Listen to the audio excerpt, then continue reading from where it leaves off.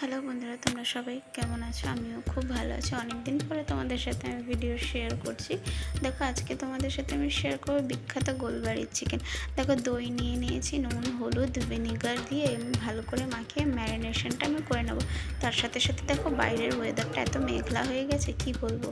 দেখো, আমি শুকনো খোলায় গোলমরিচ, জিরে, ধনে আর শুকনো লঙ্কা, দারচিনি এগুলো ভালো করে না ভেজে নেবো। নিয়ে মশলা বাটবো। আর এই কাজু বাদাম 8-10টা শুকনো লঙ্কা বীজ ছাড়িয়ে নেবো, তাহলে কি আমার কাশ্মীরি লঙ্কাগুলোরও কাজ হয়ে যাবে। দেখো, এবার কড়াইতে আমি গরম তেলের মধ্যে পেঁয়াজ কুচি দিয়ে দিয়েছি। পেঁয়াজ কুচি দিয়ে ভালো করে নাড়িয়ে ছাড়িয়ে একটু আদা বাটা দিয়ে এগুলো ভালো করে একটু কষিয়ে নেবো।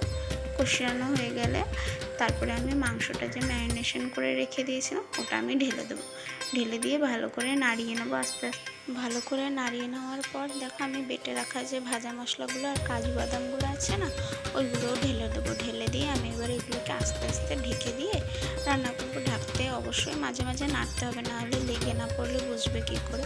দেখো, ঢাকতে ঢাকতে আমার মশলাটা ঠিক কষানো হয়ে গেছে, আমার চিকেনটাও রেডি হয়ে এসেছে কিছুটা। আমি আজকে এই চিকেনটা ভাতের সাথে সার্ভ করেছি।